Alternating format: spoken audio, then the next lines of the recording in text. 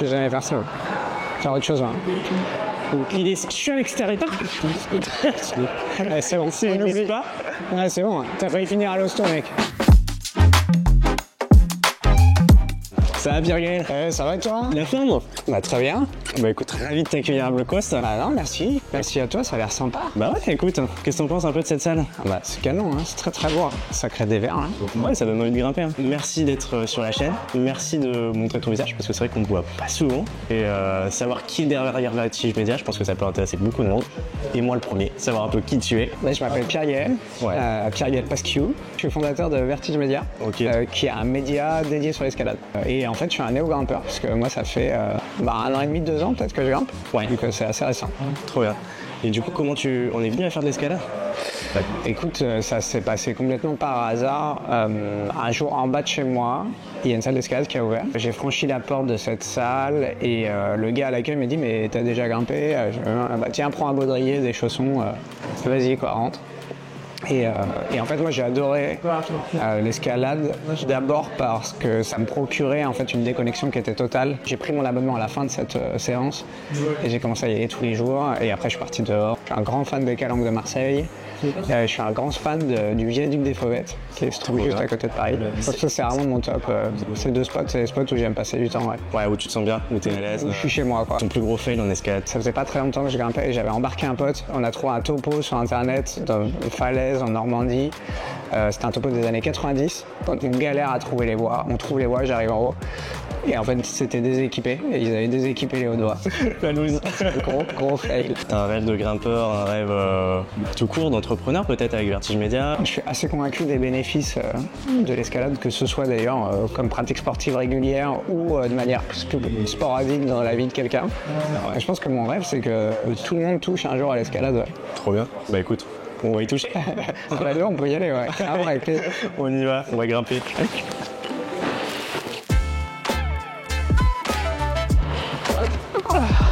On reste solide.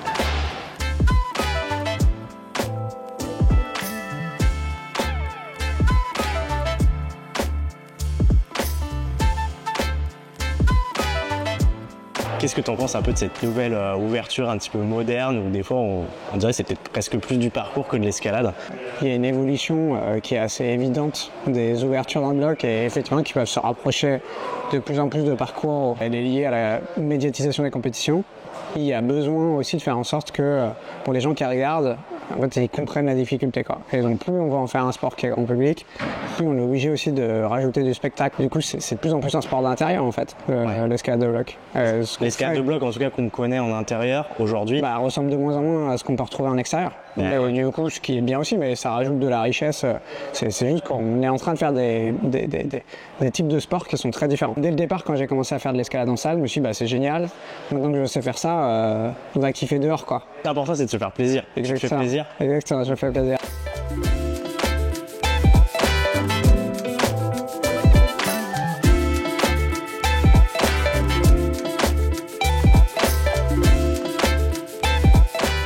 Allez, machine.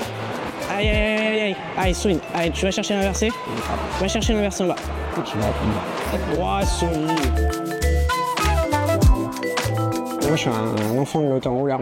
Ouais, je suis né de l'auto-rouleur, donc moi, je suis ultra positif sur cette pratique-là parce que, en fait, je trouve qu'elle permet d'y aller étape par étape. L'escalade de voie, il y a toute cette notion de faire des nœuds, s'encorder, assurer quelqu'un, etc. Ouais. Donc, en fait, tu as quand même un répertoire d'expertise qui peut être un peu impressionnant et qui peut bloquer au début, quoi. Ouais. L'auto-enrouleur, une fois que tu as appris à mettre ton baudrier, à accrocher le mousqueton dessus, en fait, t'as fait le job sur la partie sécurité. Et donc, tu n'es plus que concentré sur le fait de grimper. Je comprends qu'il y a des gens qui sont assez opposés à ça parce que c'est nouveau, quoi, et comme toute nouveauté, il y a des débats. Mais moi, je suis assez convaincu que l'auto-enrouleur peut être un vecteur pour amener des gens dehors, et en tout cas, moi, j'en suis la preuve, quoi. Moi, comme je suis plutôt un diesel, tu vois, c'est plus dur, quoi. J'ai besoin de prendre le temps, quoi, tu vois. Je commence à me chauffer à partir de 8 mètres, tu vois, donc du coup, ça marche pas pour les... Ouais, non, mais là, t'as même pas démarré, là, en fait. Allez. Allez, c'est fini. Voilà. Oh, c'est facile, là. Yeah. Ouais, c'est Yamal, un compte OnlyFans. Ah, mais c'est ce que je vais faire, hein, ça galère. Tu grimpes tout nu. Ah, mais c'est surtout que je vais pouvoir en vivre. Hein. Ouais, prétentieux en plus. L'image de l'escalade, c'est un marché qui est ultra bienveillant, avec des acteurs qui sont passionnés, etc. Et d'ailleurs, je pense que ça fait partie des raisons pour lesquelles j'ai été ultra attiré par cet univers-là quand j'ai démarré. Des gens qui ont accueilli Vertige Media de manière super positive. J'ai reçu des tas de mails, des propositions de café, d'échanges, etc. Et j'ai eu des échanges super sympas et j'ai rencontré rapidement plein de gens. Ouais. Après, si je suis complètement honnête, il y a aussi eu des acteurs qui m'ont pas du tout bien accueilli. C'est une communauté de passionnés. Après, ça reste des humains, hein, donc il y a des gens bien et des gens moins bien, quoi. Bim, bim, bim, bim. Ouais, putain le con. En fait, d'armer un peu plus à droite, Ouais. tu seras plus engagé dans la boîte, plus engagé sur le T'as midi, raison, ouais. et tu vas moins subir l'excentrique. Ce qui se passe dans ma tête quand les mecs m'expliquent la bêta, tu vois. Ouais. Le mec a bon, j'ai compris et je fais rien à voir. Ah, je crois que je l'ai, c'est bon. Allez. Je crois que je l'ai. Oui, c'est ça, solide. Putain, Naël. Allez, le pied droit sur le volume. Meilleur prof, hein, Naël. Voilà. Allez, là tu repasses sur cette prise. Non, t'as fait plaisir.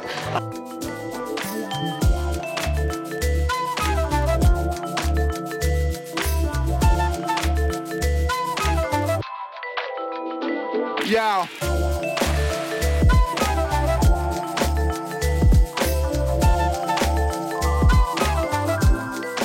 Pour établir, c'est comme un bloc.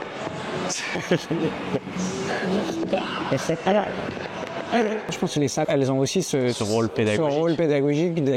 d'apprendre aux gens des gestes de sécurité. Là, on le voit dans la salle, il y a tout un panneau qui explique comment tomber, etc.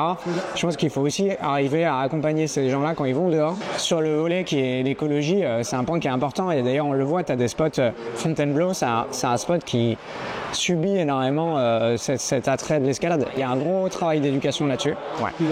Que les acteurs commencent à faire, hein, et d'ailleurs la FFME commence à faire de la documentation là-dessus, il y a Fontainebleau qui commence à se préoccuper aussi du sujet pas mal, et d'ailleurs tu as plein d'associations aussi qui s'emparent du truc pour pouvoir aller nettoyer les spots, s'assurer qu'en termes d'érosion, etc., on arrive à limiter un peu les dégâts.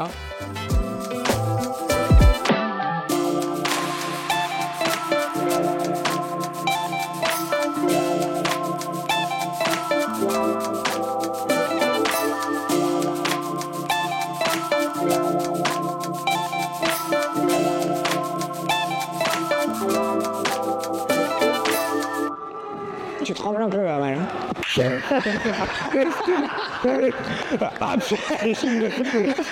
Quel serait ton positionnement justement sur ton média par rapport à Planète Grimpe, à Grimper? Je pense que Vertige Media, il y a une approche qui est quand même beaucoup plus sociétale dans ce qui est fait. J'essaye aussi de m'adresser à des gens dont la démarche de l'escalade, elle va au-delà de ce sujet de performance, tu vois. Une compétition régionale, c'est pas un sujet où alors je vais trouver un angle, mais c'est moins un sujet que je vais avoir envie de traiter, quoi. Récemment, sur le site, il y avait un article sur un père qui amenait ses enfants en falaise et qui est un ancien toxicomane. C'est vraiment le genre de sujet qui colle à Vertige Media. En fait, il y a beaucoup de sujets qui ne sont pas traités autour de l'escalade. Il y a beaucoup de choses qui se passent dont on ne parle pas du tout. Et quand tu fais du journalisme dans l'univers de l'escalade, il y a quand même ce truc où les gens, assez vite, ils vont réagir. Je choisis aussi des fois de faire des articles où je sais que c'est polémique, je sais que les gens vont regarder, mais c'est une manière d'amener les gens à aussi lire le reste de ce qui est proposé sur Vertige Media. Tu vois, typiquement, il y a peut-être des maisons d'édition qui sont ultra intéressantes, avec des ouvrages qui sortent tout le temps, qui sont ultra pertinents. Je trouve que c'est ultra important de mettre en avant ces gens-là, ce travail-là, valoriser ce qu'ils font, mais aussi parce que ça intéresse vraiment des gens, quoi. Aujourd'hui, on est quelques acteurs, on est très peu à pouvoir en vivre. Comment tu vois un peu l'avenir du coup sur ce secteur-là et puis même pour toi en fait avec Vertige? À terme, moi, Vertige Media, le but c'est de le développer, de faire en sorte de pouvoir travailler avec des journalistes, de faire en sorte que il y ait beaucoup plus de contenu, qu'il y ait du contenu de bien meilleure qualité encore, qu'il y ait de la vidéo, potentiellement du podcast, qu'on puisse faire plein de choses. Je pense que c'est quelque chose qui peut être fait, mais effectivement qui demande beaucoup de boulot et qui demande aussi un peu de résilience, quoi. On ne fait pas du 7A du jour au lendemain, quoi. C'est pareil. A priori. C'est pareil. Wow. Bon, écoute, sur ces belles paroles, je pense que on va pouvoir se quitter. Ouais, carrément. Écoute, merci beaucoup. En tout cas, trop cool. C'était sympa. Merci d'être venu. À la prochaine. Et puis, on se dit